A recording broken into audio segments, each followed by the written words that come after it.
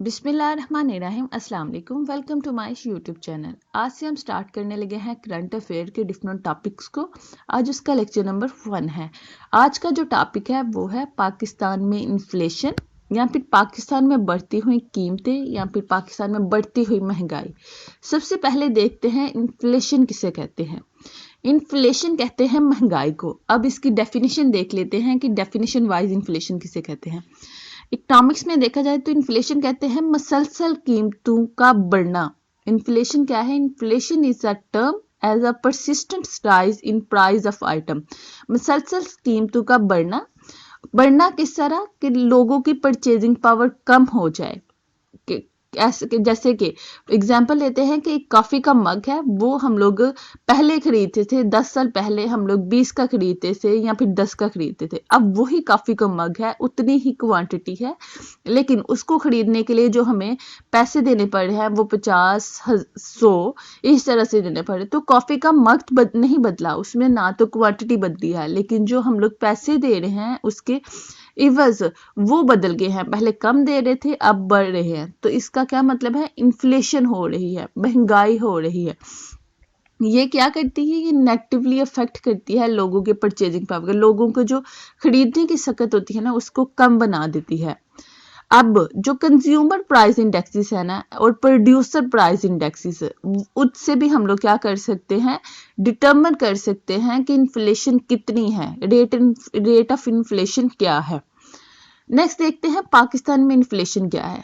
तो पाकिस्तान में जो इन्फ्लेशन है ना वो मल्टी डिमेंशनल इफेक्ट दे रही है लोगों की जिंदगी पर, हमारी इकोनॉमी पर डिफरेंट वे से वो अफेक्ट कर रही है। स्पेशली जो डेवलपिंग कंट्री होते हैं जैसे कि पाकिस्तान है, तो ये इन्फ्लेशन जो होती है ना, ये जो कीमतों का मसलसल बढ़ना, तो ये एक बहुत बड़ा इशू होता है, ये एक बिग इशू होता है, जिससे क्या होता है कि लोगों की जो परचेसिंग पावर होती है ना वो कम हो जाती है।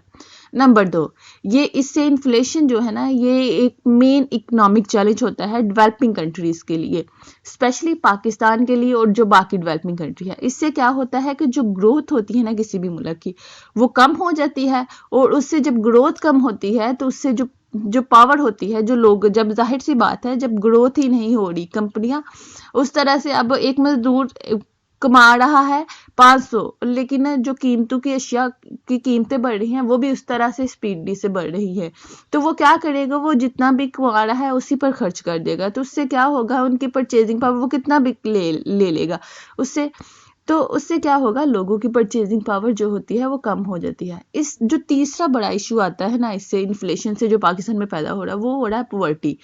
जब लोग खरीद ही नहीं पाएंगे अपनी ज़रूरियत ज़िंदगी को, अपनी फूड आइटम्स को खरीद नहीं पाएंगे, तो उससे क्या होगा? वो पॉवर्टी की तरफ मूव करना शुरू कर देंगे। अब वो कमा कम रहे हैं लेकिन उन्हें खर्च ज़्यादा करना पड़ रहा है अपनी ज़रूरत ज़िंदगी को पूरा करने के लिए, तो वो किस तरफ मूव कर रहे हैं? पॉवर्टी की तरफ मूव कर रहे हैं। उससे नेक्स्ट, इन्फ्लेशन जो होता है ना वो एक बहुत बड़ा फिनोमिना होता है किसी भी मुल्क के लिए। अगर मसलसल कीमतें बढ़ती रहें, चीज़ों की मसलसल कीमतें बढ़ती रहें, वो फूड आइटम हो सकती हैं, वो कोई और आइटम मशीनरी हो सकती है, वो जो ज़रूरियत ज़िंदगी होती है, मसलसल कीमतें बढ़ती रहें, तो उससे जो लिविंग स्टैंडर्ड होता है ना वो बहुत नीचे गिर जाता है लोगों का, और लोगों को अपनी ज़रूरियत ज़िंदगी पूरा करना बहुत मुश्किल हो जाता है। नेक्स्ट जो होता है, अगर इन्फ्लेशन मुसलसल बढ़ती रहे तो उससे क्या होता है? खाने की प्रॉब्लम्स आती है, फूड इन्फ्लेशन भी आ जाती है, उससे लोगों का जो स्टैंडर्ड ऑफ लिविंग है वो भी कम हो जाता है, और हेल्थ इशू जो होते हैं ना वो राइज होना शुरू हो जाते हैं। इस तरह से पाकिस्तान में इन्फ्लेशन जो है ना अफेक्ट कर रही है। ये डिफरेंट अफेक्ट्स भी कह सकते हैं, और पाकिस्तान में फैलती हुई जो इन्फ्लेशन है उससे भी कह सकते हैं। अब देखते हैं रीजंस क्या है इन्फ्लेशन के बढ़ने की पाकिस्तान में। वो कौन कौन सी रीजन है जिससे इन्फ्लेशन जो है, जिससे महंगाई हो रही है, जिससे अशिया की जो है वो कीमतें बढ़ रही हैं।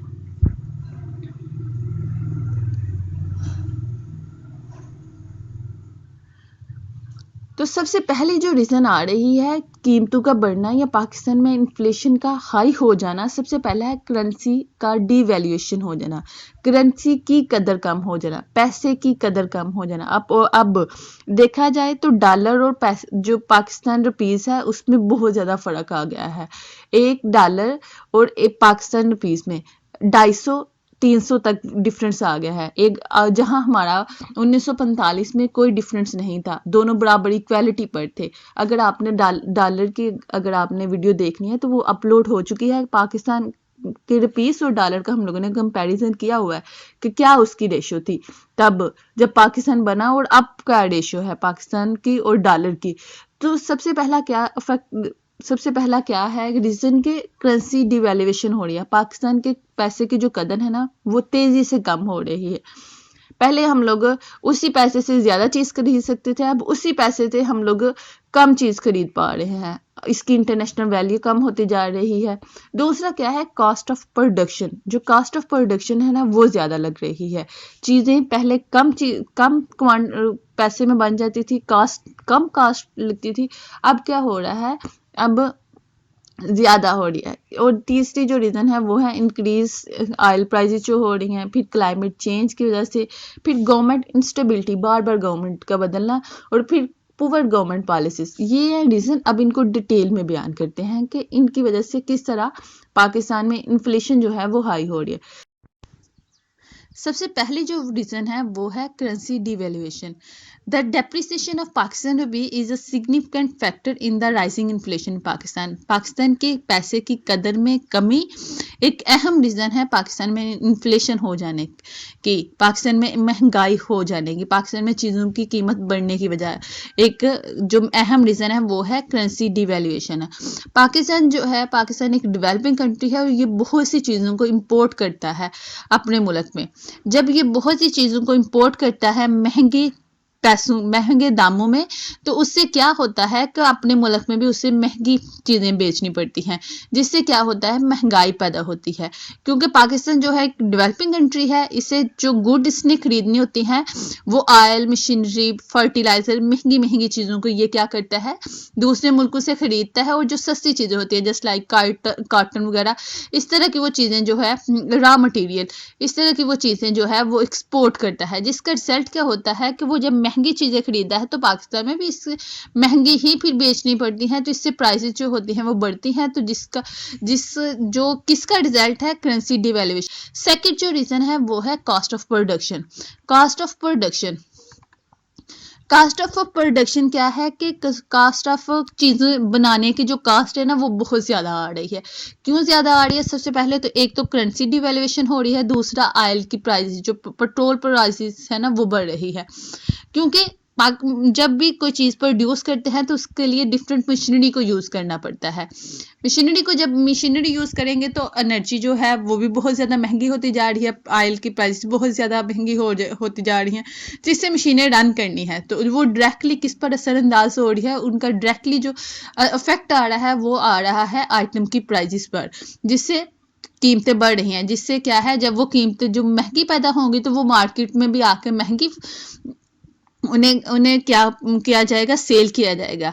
तो उससे भी क्या हो रहा है इन्फ्लेशन बढ़ रही है। दूसरी तरफ आईएमएफ ने जो डिमांड रखती है हमें कर्जा देने की कि सब्सिडीज को ख़त्म कर दो सीड, फर्टिलाइजर और बहुत सी चीज़ों पर, तो उसका भी क्या एक इफेक्ट आ रहा है, उसका क्या रिजल्ट निकल रहा है। तो उससे भी क्या हो रहा है प्राइसेस जो है वो बढ़ रही हैं, उससे भी इन्फ्लेशन जो है पाकिस्तान में ज़्यादा हो रही है। उसके बाद जो थर्ड रीज़न है मुसलसल प्राइसेस, ऑयल प्राइसेस का बढ़ना। मुसलसल ऑयल प्राइस, ये एक क्रूशियल, ये एक इम्पोर्टेंट जो रीज़न कह सकते हैं ना वो ये है कि मुसलसल प्राइसेस बढ़ना ऑयल की, ये भी वजह बढ़ रही है महंगाई की। क्योंकि बहुत से हम लोग ने हर चीज़ों को एक जगह से दूसरी जगह मूव करवानी होती है, ट्रांसपोर्टेशन बहुत ज़्यादा हो गई है, फ्यूल बहुत ज़्यादा महंगा हो गया है, जिससे क्या जो डायरेक्टली इफेक्ट किस पर डाल रहा है, जिसका डायरेक्टली इफेक्ट हो रहा है अशिया की आइटम्स पर, और जिससे क्या हो रहा है महंगाई हो रही है। जैसे एलपीजी और एलएनजी पहले क्या थी, इतनी एक्सपेंसिव नहीं थी, लेकिन जब से हमारा जो कतर के साथ एग्रीमेंट हुआ था जुलाई में, उसके रिजल्ट से क्या हुआ है कि ऑयल प्राइसेस जो हैं बढ़ गई हैं। जैसे कि हम लोग एक वो देख लेते हैं सर्वे कि कह रहे हैं कि जुलाई में जो है ना इन्फ्लेशन 33% बढ़ी है, 33% due to the high petroleum prices की वजह से। उसके बाद जो नेक्स्ट फैक्टर है वो है क्लाइमेट चेंज। क्लाइमेट चेंज क्या है? क्लाइमेट चेंज है आबोहवा में तब्दीली, डिफरेंट किस्म की तब्दीलियां, जैसे कि हीट वेव जब बहुत ज़्यादा हो जाती है तो उससे क्या होती है, जो क्रॉप होती है वो कम हो जाती है, जिससे क्या होता है कि जब क्रॉप कम होती है तो वो फिर जब वो हमारी ज़रूरत ज़िंदगी को ही पूरा नहीं कर पाती तो उससे क्या होता है, तो फिर उनको महंगे दामों में बेचते हैं। जैसे कि वीट की इसमें एग्जांपल दिए, the changing climate affect the average production of Pakistan staple food crops just like wheat due to the early heat wave. जब अर्ली हीट वेव शुरू हो जाती है मार्च में तो देयर रिलेटिवली लेस प्रोड्यूस होती है प्रीवियस ईयर से, जिससे क्या होता है कि इन्फ्लेशन जो होती है वो बढ़ जाती है, लेस सप्लाई हो जाती है वीट की, जिससे प्राइसेस बढ़ जाती हैं। The rate of inflation increase हो जाता है पाकिस्तान में ड्यू टू 60% इंक्रीज हुआ है वीट की प्राइसेस पर। इसी तरह हैवी रेन्स या जो फ्लडिंग आई थी 2022 में, उसने बुरी तरह से अफेक्ट किया था क्रॉप्स को, फूड इनसिक्योरिटीज आ गई थी, जिससे क्या हुआ, जिसने डैमेज कर दिया था कॉटन, डेट, सब इन सब चीज़ों को। तो जिससे क्या हुआ था, जो अनियन प्रोडक्शन है वो भी कम हो गई थी। अनियन प्रोडक्शन क्या है, वो जितनी भी थी, जितनी भी यील्ड पर खड़ी थी अनियन की जो पैदावार, वो सारी की सारी तबाह हो गई थी। जिससे क्या हुआ है कि जो वो प्याज जो पहले 50 रुपए केजी मिलता था अब वो 300 रुपए केजी मिल रहा है। तो इससे क्या हो रहा है कि इन्फ्लेशन बढ़ रही है क्लाइमेट चेंज की वजह से। नेक्स्ट जो रीजन है वो है गवर्नमेंट इंस्टेबिलिटी, बार बार गवर्नमेंट की तब्दीली, कोई मुसलसल पॉलिसी ना दे पाना या बार बार गवर्नमेंट का तब्दील हो जाना, बार बार इस चीज़ को कंट्रोल ना कर पाना, ये भी एक बहुत बड़ी रीज़न होती है इन्फ्लेशन। जब बार बार जो होती है वो गवर्नमेंट तब्दील होती है तो उससे क्या होता है, जो पिछली गवर्नमेंट की पॉलिसीज होती है वो अगली गवर्नमेंट अडॉप्ट नहीं कर पाती, और जो अगली गवर्नमेंट होती है वो उस तरह से काम नहीं कर पा रही होती है, पिछली गवर्नमेंट उस तरह से काम नहीं कर पा रही। और वो उससे क्या होता है, एक तो रीज़न होती है उससे महंगाई पैदा हो जाती है क्योंकि वो पॉलिसीज नहीं इस तरह से इन्फोर्स कर पा रहे होते। दूसरा क्या होता है, वो करेंसी को ना मैनेज नहीं कर पा रहे होते, एक्सचेंज रेट को पूरा नहीं करते, जिससे क्या होता है करेंसी की जो होती है, करेंसी की जो कदर होती है वो कम होती जा रही है। जिस तरह आजकल हम लोग देख सकते हैं कि गवर्नमेंट इंस्टेबिलिटी की वजह से इतनी हमारे जो पैसे की कदर थी कम नहीं थी, लेकिन गवर्नमेंट इंस्टेबिलिटी होने, मुल्क में गवर्नमेंट इंस्टेबिलिटी होने की वजह से करेंसी, पाकिस्तान के रुपये की जो कदर है ना वो बहुत तेजी से कम हो गई है। ये थी। अब हम देखते हैं कि इन्फ्लेशन के सोसाइटी पर कौन कौन से इफेक्ट्स होते हैं। सबसे पहला जो इफेक्ट होता है वो है अनएम्प्लॉयमेंट, बेरोजगारी आ जाती है। मतलब कि बहुत से लोग जो होते हैं वो बेरोजगार हो जाते हैं। कंपनीज जो होती हैं उनको उनकी कॉस्ट ऑफ प्रोडक्शन बहुत ज़्यादा हो जाती है, उनको एनर्जी बहुत ज़्यादा महंगी मिलती है। जब और दूसरी तरफ पेट्रोलियम प्राइसेस बहुत ज़्यादा बढ़ जाती है तो वो क्या करते हैं, वो इस कदर लोगों को पे नहीं कर पाते और वो लोगों को निकाल देते हैं, उनकी जगह मशीनरी जो ले आते हैं, क्योंकि मशीनरी जो होती है वो कंपैरेटिवली ज़्यादा काम करती है इंसानों से, तो वो उससे क्या होता है कि अनएम्प्लॉयमेंट हो जाती है। दूसरा क्या होता है कि रिड्यूस हो जाती है परचेजिंग पावर। जो परचेजिंग पावर होती है ना वो कम हो जाती है, लोगों की खरीदने की सकत कम हो जाती है, क्योंकि चीज़ें बहुत ज़्यादा महंगी हो जाती हैं, बहुत ज़्यादा महंगाई हो जाती है तो वो फिर कम खरीद पाते हैं। उसके बाद क्या होता है, इंक्रीज हो जाता है इन कॉस्ट ऑफ लिविंग। जो कॉस्ट ऑफ लिविंग है ना वो इंक्रीज हो जाती है, ज़रूरत ज़िंदगी गुजारना बहुत ज़्यादा जो हो जाता है, महंगा हो जाता है, ज़्यादा हो जाती है। फिर डिक्रीज हो जाती है, उसका नेक्स्ट जो इफेक्ट आता है डिक्रीज इन्वेस्टमेंट हो जाती है, इकोनॉमिक इनक्वालिटीज आती हैं, इफेक्ट होता है ग्रोथ पर इकॉनमी की, और फिर इंक्रीज हो जाता है इंटरेस्ट रेट। ये थे इफेक्ट्स। अब देखते हैं कि हम लोग कौन कौन सी रिकमेंडेशन दे सकते हैं इसको इन्फ्लेशन को कम करने के लिए या इन्फ्लेशन को ख़त्म करने के लिए सोसाइटी में। तो सबसे पहले जो हमारी रिकमेंडेशन है कि जो क्या किया जाए कि रिजनेबल लेवल पर लेके आ जाए प्राइजेस को, ताकि इन्फ्लेशन जो है वो कम की जा सके, डिफरेंट पॉलिसीज दी जाए गवर्नमेंट की तरफ से। दूसरा जो रिकमेंडेशन है वो है कि गवर्नमेंट जो है डिफरेंट पॉलिसीज इंट्रोड्यूस करवाए, जिससे क्या हो कि पेट्रोलियम जो प्राइजेस हैं उनको कम किया जाए, और पेट्रोलियम और ऑयल के नए रिसोर्सेज को ढूंढा जाए, नए रिसोर्सेज ढूंढे जाए कि ताकि ये जो प्राइसेस बढ़ रही हैं उनको कंट्रोल किया जा सके। उसके बाद जो वाटर शॉर्टेज प्रॉब्लम है ना इसको भी ख़त्म किया जाए, जिससे फूड की जो शॉर्टेज हो रही है या फूड की प्राइसेस जो बढ़ रही हैं उन पर कंट्रोल पाया जा सके। उसके बाद जो नेक्स्ट है कि गवर्नमेंट को डिफरेंट मॉनिटरिंग जो है ना सिस्टम या डिफरेंट मॉनिटरिंग प्रोग्राम लॉन्च करने चाहिए, जिससे क्या है, जिस पर चेक एंड बैलेंस रखा जाए कि करेंसी डिवैल्यूएशन क्यों हो रही है, ये जो एक्सपोर्ट और इंपोर्ट में डिफरेंस है ये क्यों आ रहा है, इस पर सब पर नज़र रखी जाए। उसके बाद क्या किया जाए कि गवर्नमेंट को चाहिए कि वो इंट्रोड्यूस करवाए इनकम सपोर्ट प्रोग्राम, जिससे क्या किया जाए, फूड इन्फ्लेशन जो होती है या डिफरेंट इन्फ्लेशन होती है उनको कम किया जाए। पाकिस्तान गवर्नमेंट को चाहिए कि वो स्पेशल सब्सिडीज दे डिफरेंट लोगों को, गरीब लोगों को या फार्मर्स को दे, ताकि वो ज़्यादा से ज़्यादा प्रोड्यूस कर पाए या ज़्यादा से ज़्यादा फर्टिलाइजर जो है वो उनको लगा पाए।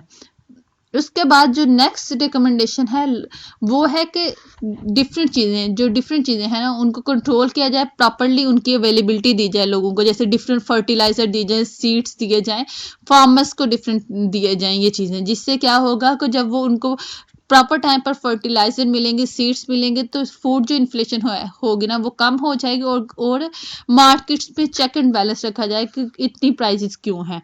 लास्ट जो रिकमेंडेशन है वो है कि जो इंटरनेशनल और नेशनल ट्रेड है ना उनको उनको आपस में बेहतर किया जाए, ताकि ये जो फूड की किल्लत है या डिफरेंट जो प्राइसेस की कीमतें बढ़ रही हैं, अगर आपकी एक मुल्क इससे डील नहीं हो पा रही तो दूसरे मुल्क के साथ बेहतर बना के सस्ते दामों में चीज़ को ना खरीद लिया जाए। ये था आज का लेक्चर, होपफुली आपको पसंद आया होगा। अगर आपको हमारी ये वीडियो पसंद आए तो हमारे चैनल को सब्सक्राइब और वीडियो को लाइक करें, और इसके शॉर्ट नोट चाहिए तो हमारे चैनल के साथ इन टच रहे। अल्लाह हाफिज़, फ़ी अमान अल्लाह।